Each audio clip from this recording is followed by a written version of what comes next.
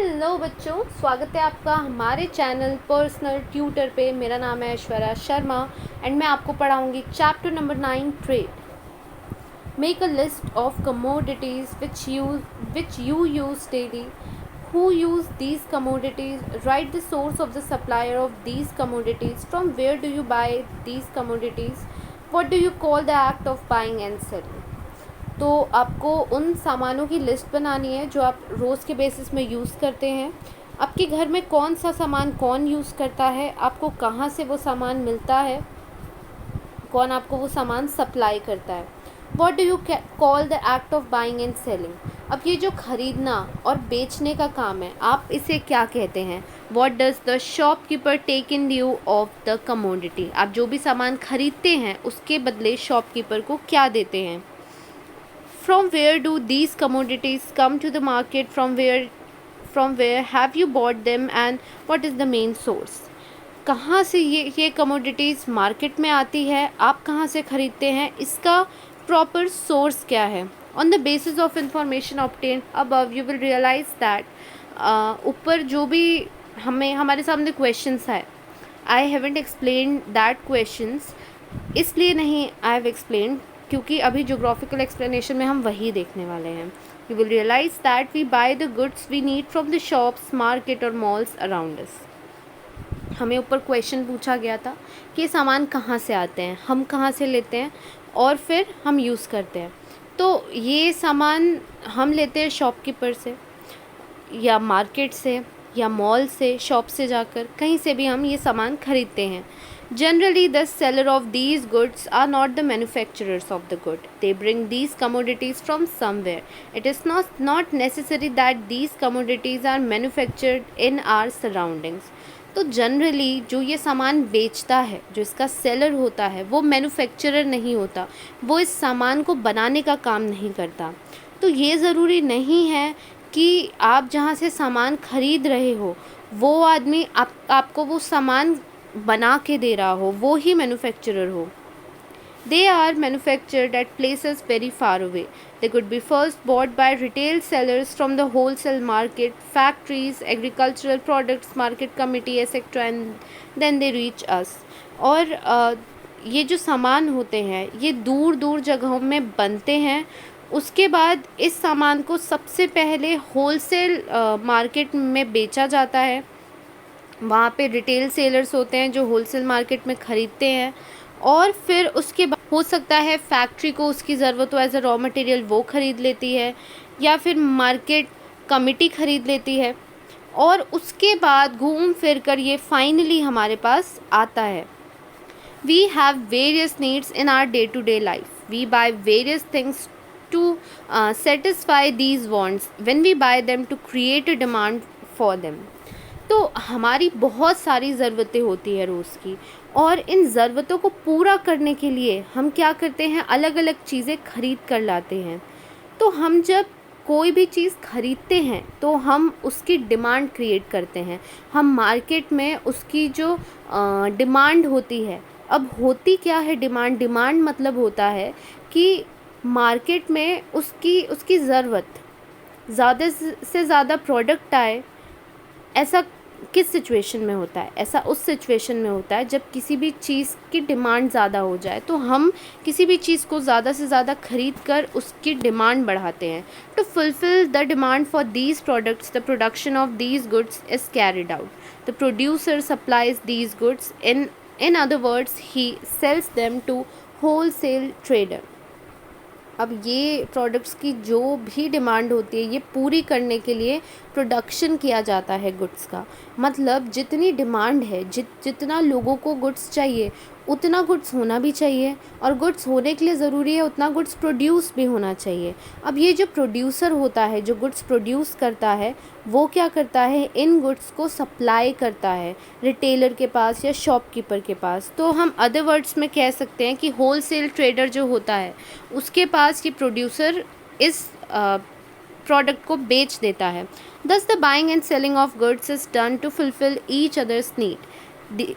These who purchase are the consumer of the goods, the producer produces and the seller sells the goods. Buyers and sellers buy and sell the goods respectively. This is called trade. खरीदना goods को और goods को बेचना, ये काम इसलिए होता है कि दोनों पार्टी की जो नीड्स है वो पूरी हो। एक को उसे खरीदना है, एक को उसे बेचना है, तो दोनों की नीड्स पूरी हो रही है। अब जो भी ये सामान खरीदता है वो हो जाता है कंज्यूमर, और जो सामान बेचता है वो हो जाता है सेलर। अब जो बायर होता है या कंज्यूमर होता है और जो सेलर होता है, इनके बीच में क्या होता है, बेचना और ख़रीदने का काम होता है। किस चीज़ को बेचने और ख़रीदने का काम होता है, गुड्स को, और इसी चीज़ को ट्रेड कहा जाता है। ट्रेड मतलब सबसे पहले डिमांड आई, फिर सप्लाई आया तो क्या हुई, बाइंग हुई, और यहाँ से सेलिंग हुई। यही है concept of trade. Trade is an important economic activity. The economic life of people is interdependent. No region or country is self-sufficient. Trade between two regions is necessary to fulfill the needs of the people. अब trade एक बहुत ही ज़रूरी economic activity होती है। Economic life जो होती है लोगों की, वो हमेशा इंटरडिपेंडेंट होती है। मतलब हमेशा ये लोग एक दूसरे पे डिपेंडेंट रहते हैं, हर कोई एक दूसरे पे डिपेंडेंट रहता है, क्योंकि हर किसी को अपनी ज़रूरत को पूरी करने के लिए कहीं ना कहीं किसी से कोई सामान ख़रीदना ही पड़ेगा। और कोई भी एरिया, कोई भी कंट्री सेल्फ सफिशिएंट नहीं होती। कोई भी कंट्री ये नहीं बोल सकती कि हम तो अपने देश में सब सारी चीज़ें उगा लेंगे, सारे प्रोडक्ट्स ले आएंगे, नहीं। हर कंट्री को मिल बांट के चलना पड़ता है, इंपोर्ट एक्सपोर्ट करना पड़ता है, और अपने देश के लोगों की नीड्स पूरी करनी पड़ती है। As each region has different geographical conditions, each region produces specific commodities. और क्योंकि हर एरिया में अलग अलग जोग्राफिकल कंडीशन होता है, कहीं पे बहुत ठंडी होती है, कहीं पे बहुत गर्मी होती है, कहीं पे मिनरल ऑयल निकलता है, कहीं पे एग्रीकल्चर अच्छा होता है, तो हर प्लेस के जोग्राफिकल कंडीशन के हिसाब से ये डिसाइड होता है कि वो प्लेस क्या प्रोड्यूस करेगा। कोई भी जगह में उसी चीज़ का प्रोडक्शन होता है जिस हिसाब से उसकी जोग्राफिकल कंडीशन होती है, और जोग्राफिकल कंडीशन के हिसाब से जो प्रोडक्शन किया जा सकता है। If there is a paucity of a commodity, then there is demand for that commodity. The place where it is abundant provides the supply of the commodity. Thus, supply is done from region producing excess commodity to region facing deficit commodity to the demand. ऐसी जगह जहाँ पे कोई commodity नहीं है, वैसी जगह में उस चीज़ की जो डिमांड होती है वो ज़्यादा बढ़ जाती है, और ऐसी जगह जहाँ पे कोई स्पेसिफिक कमोडिटी बहुत ज़्यादा है, वो उस कमोडिटी को दूसरी जगह सप्लाई करने का काम करती है। तो कहीं से भी जब सप्लाई होता है तो सप्लाई इसलिए होता है क्योंकि उस जगह में वो कमोडिटी बहुत एक्सेस में प्रोड्यूस हो रही है। और सप्लाई किन जगहों में किया जाता है, जहाँ पे डिफिशिट होता है। डिफिशिट मतलब होता है कमी होती है। For example, apples produced in Jammu and Kashmir are sent to other states of India having a demand of it. तो जम्मू एंड कश्मीर में एप्पल्स का प्रोडक्शन किया जाता है, और इन एप्पल्स को हमारे देश के अलग अलग स्टेट्स में भेजा जाता है। अलग अलग स्टेट्स में इसका प्रोडक्शन नहीं होता, इसलिए यहाँ पे डिमांड बहुत ज़्यादा होती है। और जम्मू एंड कश्मीर में क्योंकि इसका बहुत ज़्यादा एक्सेस में प्रोडक्शन होता है, तो यहाँ से बहुत ईजीली सप्लाई किया जा सकता है। Trade is an age-old concept. In ancient and medieval periods, trade was done through the barter system. In this, there was an exchange of goods with other goods. Grains were exchanged in lieu of work done, or oil, salt, honey and milk were exchanged for grains. तो हम जब trade की बात करते हैं तो हमने junior classes में भी पढ़ा है कि ट्रेड तो सालों से चलता आ रहा है। ट्रेड कोई आज की चीज़ नहीं है। मतलब ह्यूमंस ने जब से अपना ब्रेन यूज़ करना, इंटेलेक्ट यूज़ करना स्टार्ट किया, उसके कुछ सालों के बाद से ही ट्रेडिंग कहीं ना कहीं स्टार्ट हो गई थी। पर पहले ट्रेडिंग बार्टर सिस्टम में होती थी। बार्टर सिस्टम आप सबने सुना होगा। बार्टर सिस्टम में क्या होता था कि सामान के बदले सामान दिया जाता था।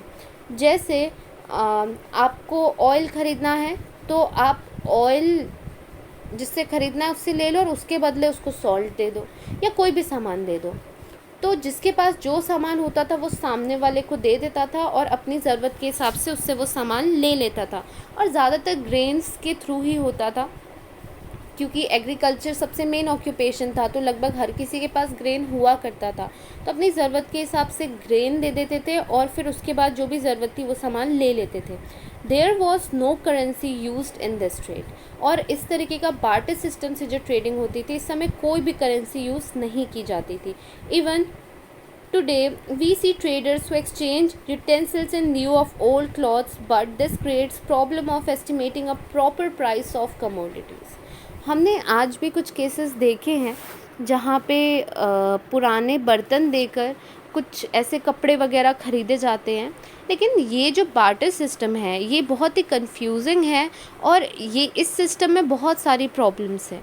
सबसे बड़ी जो प्रॉब्लम आती है वो ये आती है कि आप किसी भी कमोडिटी का जो प्राइस है वो नहीं पता कर सकते, आप नहीं पता लगा सकते कि कौन सा सामान कितने रुपए का है। सपोज़ आपको 1 किलो चावल चाहिए, तो उस बस 1 किलो चावल के बदले आपने अपनी एक गाय दे दी। आप देखो गाय की कितनी प्राइस होगी और चावल की कितनी प्राइस होगी, लेकिन क्योंकि बार्टर सिस्टम था, बार्टर सिस्टम में प्राइस तो किसी चीज़ का पता नहीं रहता था, किसी चीज़ की अच्छे से वैल्यू नहीं थी, तो इसीलिए किसी सामान के बदले कुछ भी दे दिया जाता था, जो बहुत ज़्यादा कंफ्यूजिंग एंड प्रॉब्लमैटिक होता था। Earlier, two such problems were encountered. As a result, the use of currency started. Today, in this modern era, trade is carried out with the help of currency only, but barter system is still prevalent to a small extent in remote areas among the tribal people. और इसीलिए बहुत सारी problems face करनी पड़ती थी barter system में, जिसके कारण लोगों ने करेंसी का यूज़ स्टार्ट किया। आज का जो मॉडर्न एज है, ट्रेड को करेंसी के हेल्प से ही किया जाता है, लेकिन कुछ जगह पे, छोटी मोटी जगहों पे, ट्राइबल एरियाज़ पे बार्टर सिस्टम आज भी प्रिविलेंट है, पर बहुत छोटे लेवल पे है। आजकल तो हर किसी के पास पैसा है और हर कोई पैसा यूज़ करके ही ट्रेडिंग करता है।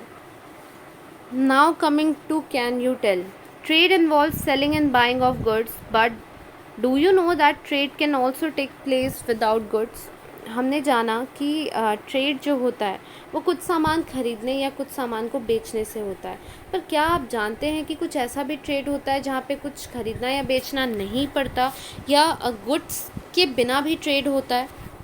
We get vegetable from the vegetable vendor when we pay him money. Yes, हम जब भी सब्जियाँ खरीदते हैं सब्जी वाले को पैसे देते हैं। We get book for which we pay money, हम बुक्स खरीदते हैं, पैसे देते हैं। When we travel by a vehicle, we pay the fare. Do we get any commodity from it? आप जब भी बस से या ट्रेन से ये सब जगहों से जाते हो तो आप क्या खरीदते हो? आप जाके टिकट खरीदते हो और आपको वहाँ उससे ट्रैवल करने मिल जाता है, पर आपको कोई भी इसके बदले गुड मिला, प्रोडक्ट मिला? नहीं मिला। कोई सामान आपको दिया गया? नहीं दिया गया। We have to give remuneration in lieu of the advice we take from lawyers और डॉक्टर्स। अब सपोज़ आपकी तबीयत ख़राब है, आप एक डॉक्टर के पास गए, आपने ट्रीटमेंट करवाया, आपने उनको पैसे दिए, उस पैसे के बदले क्या उन्होंने कोई गुड दिया आपको? क्या कोई सामान दिया? अब आप कहेंगे मेडिसिन, तो मेडिसिन डॉक्टर नहीं देते, मेडिसिन आपको जाके फार्मेसी में अलग से ख़रीदनी पड़ती है। यहाँ पे बात हो रही है कि डॉक्टर ने आपको क्या दिया उन पैसों के बदले। तो डॉक्टर ने आपको क्या दिया? डॉक्टर ने आपको सर्विस दी जिसकी आपको ज़रूरत थी। Do we get any commodity from them? क्या हमें कोई भी गुड या कोई भी सामान उनसे मिला? Why do you pay the ticket for a movie and then go inside the theatre? क्यों ऐसा होता है कि आपको कोई मूवी जानी है तो आप पहले उसके पैसे देते हैं और फिर आप थिएटर के अंदर घुसते हैं, और वहाँ जाके क्या आपको कोई भी कमोडिटी या गुड दिया जाता है? नहीं। You pay cash money for getting your hair cut. Why? अब आपके बाल हैं, आप अपने ही बाल जाके शॉप में कटवा रहे हो, उसके भी आप पैसे देते हो। ऐसा क्यों होता है? क्योंकि ये भी एक तरह की सर्विस ही होती है जो हमें सलून में मिलती है। In the above instances, when there is buying and selling of goods, it is called visible trade. On the other hand, when there is an exchange of services, it is called invisible trade. ऐसी जगह जहाँ पे सामान खरीदा या बेचा जाता है वो होता है विजिबल ट्रेड, ऐसा ट्रेड जो हमें दिख रहा है। और इसी की दूसरी तरफ जहाँ पे सर्विसेज एक्सचेंज की जाती है ये होता है इनविजिबल ट्रेड। जैसे कि डॉक्टर के केस में हुआ कि हमने उनको पैसे तो दिए पर उसके बदले उन्होंने हमें सर्विस दी, तो ये होता है इनविजिबल ट्रेड। आप ये देख सकते हैं यहाँ पे आपने पैसे दिए, सब्जी खरीदी, ये आता है विजिबल ट्रेड में। यहाँ पे आप डॉक्टर के पास गए, आपने पैसे दिए, उन्होंने आपको सर्विस दी, ये होता है invisible trade. Now coming to types of trade, हम चार्ट देख लेते हैं फिर समझेंगे। Types of trade on the basis of quantity of goods on the basis of extend of trade region. अब किसी भी गुड की क्वांटिटी के हिसाब से होलसेल ट्रेड होता है, रिटेल ट्रेड होता है, और ट्रेड रीजन के हिसाब से डोमेस्टिक, इंटरनेशनल या international external trade. So firstly, coming to according to the quantity of goods. Depending on the quantity of goods, there are two types of trade. किसी भी good की क्वांटिटी के हिसाब से कि थोड़ा सामान है कि बहुत सारा सामान है, इस बेसिस पे ट्रेड को दो टाइप्स में डिवाइड किया गया है, दैट इज़ होलसेल ट्रेड और retail trade. Wholesale trade, traders buy commodities on a large scale directly brought from the producers. The commodities are also sold on a large scale to retail traders. अब ये जो traders होते हैं ये क्या करते हैं कि जो भी गुड्स इनको चाहिए वो गुड्स ये डायरेक्टली जो प्रोड्यूसर है, मैन्युफैक्चरर है, उससे जाके ख़रीद लेते हैं और बहुत ही लार्ज स्केल में, मतलब बहुत ही ज़्यादा अमाउंट में ख़रीद के लेकर आते हैं। इसे होलसेल ट्रेडिंग कहा जाता है। Wholesale traders buy goods on a large scale from industrialist, farmers etcetera. For example the orchard owners of mangoes और oranges sell their entire production to wholesale traders. अब ये होलसेल ट्रेडर्स जो होते हैं ये गुड्स को बहुत ही लार्ज स्केल में फार्मर से या इंडस्ट्रियलिस्ट से ख़रीद लेते हैं। अब जैसे एक आदमी है जिसके पास मैंगो का बगीचा है या ऑरेंजेस का बगीचा है, तो वो क्या करेगा, अपने पूरे प्रोडक्शन को एक होलसेल ट्रेडर को बेच देगा। Now coming to retail trade, when the traders buy goods from wholesale traders and sell it directly to the consumers, this is called retail trade. The quantity of goods sold is less in this case. For example, the shopkeepers selling goods, vegetable vendors in market. अब क्या होता है कि ऐसी trading जहाँ पे wholesale trader से traders जो होते हैं सामान खरीद लेते हैं और फिर कंज्यूमर को बेचते हैं, इसे रिटेल ट्रेडिंग कहा जाता है। इसमें जो क्वांटिटी ऑफ गुड होता है वो बहुत ही कम होता है, जैसे शॉपकीपर हो गया, वेजिटेबल वेंडर हो गया मार्केट में। Now coming to according to the extent of region, the buying and selling of goods happen at various levels on the basis trade can be divided into local, regional, national and international trade. अब ये जो goods खरीदने और बेचने की चीज़ है ये अलग अलग लेवल में होती है, तो ये अलग अलग लेवल वाली जो चीज़ है इसे 4 लेवल में डिवाइड किया गया है, लोकल, रीजनल, इंटरनेशनल और नेशनल और international. So firstly coming to domestic trade which is internal trade. This trade takes place between different regions within the same country. The size of the country, diversity, distribution and availability of natural resources affect the internal trade within the country. तो इस तरीके का जो trade होता है ये एक ही देश के अलग अलग प्लेसेस में होता है। अब एक कंट्री कितनी बड़ी है, कितनी डाइवर्सिटी है, कितना डिस्ट्रीब्यूशन है वहाँ पे और कितने नेचुरल रिसोर्सेज अवेलेबल हैं उस जगह में, ये सारी चीज़ें उस कंट्री के इंटरनेशनल ट्रेड को इफ़ेक्ट करते हैं। The size of population, transport and communication services, the living standard of the people, marketing system lead to large scale internal trade. अब नेक्स्ट बात यहाँ पे ये दी हुई है कि किसी भी जगह का में कितना पॉपुलेशन है, कैसा ट्रांसपोर्ट और कम्युनिकेशन सिस्टम है, लोगों का लिविंग स्टैंडर्ड कैसा है, मार्केट सिस्टम कैसा है, इन सब चीज़ों के कारण बहुत ही लार्ज स्केल में इंटरनल ट्रेड होता है। अगर ये चीज़ें पॉजिटिव है, अच्छी हैं, तो इंटरनल ट्रेड बहुत अच्छा होता है, नहीं तो नहीं होता। In India factors like diversity in geographical conditions and high population also affect the domestic trade. हमारे देश में कुछ ऐसे फैक्टर्स हैं जो इस डोमेस्टिक ट्रेड को इफ़ेक्ट करते हैं, जैसे कि किसी भी जोग्राफिकल कंडीशन में, किसी भी एरिया के जोग्राफिकल कंडीशन में कितनी डाइवर्सिटी है, कितना ज़्यादा पॉपुलेशन है. A country's development is dependent on the extent of domestic trade. If there is a good economic growth then trade will be more. किसी भी कंट्री का जो डेवलपमेंट होता है वो इस चीज़ पे डिपेंड करता है कि उसका जो डोमेस्टिक ट्रेड है वो कितना फैला हुआ है. अगर वो कंट्री का डोमेस्टिक ट्रेड बहुत अच्छा है तो उसकी इकनॉमी हमेशा ग्रो ही करेगी, नहीं तो हमेशा डाउनफॉल ही होगा. Thus there is positive relation between economic growth and trade. इसीलिए हमेशा किसी भी कंट्री के इकोनॉमिक ग्रोथ और उसके ट्रेड के बीच एक पॉजिटिव रिलेशन ही होता है. Now coming to international trade. International trade means the exchange of goods and services of one country with other countries. International trade मतलब क्या होता है कि दो कंट्रीज़ के बीच में गुड्स और सर्विसेज एक्सचेंज होना, मतलब एक जगह से गुड्स जाना या एक जगह से सर्विसेज जाना और एक कंट्री का रिसीव करना. Some countries produce specific products in excess, for example, crude oil in Saudi Arabia, Kuwait, and wheat production in USA, Canada, etc. These products are sent to countries having demand for those goods. This lead to the beginning of international trade. कुछ countries ऐसी होती हैं जो specific products बहुत ज़्यादा बनाती हैं, जैसे क्रूड ऑयल सऊदी अरेबिया में, कुवैत में, वीट प्रोडक्शन यूएसए कनाडा में. और ये जो प्रोडक्ट्स होते हैं ये दूसरे कंट्रीज़ में भेजे जाते हैं जहाँ पे इनकी डिमांड होती है. तो इसी से इंटरनेशनल ट्रेड स्टार्ट होता है. तो यहाँ पे मैं आपका लेक्चर नंबर 1 ख़त्म करती हूँ. अगर आपको कोई भी डाउट हो तो आप श्योर कमेंट सेक्शन पे पूछ सकते हैं. Thank you for watching.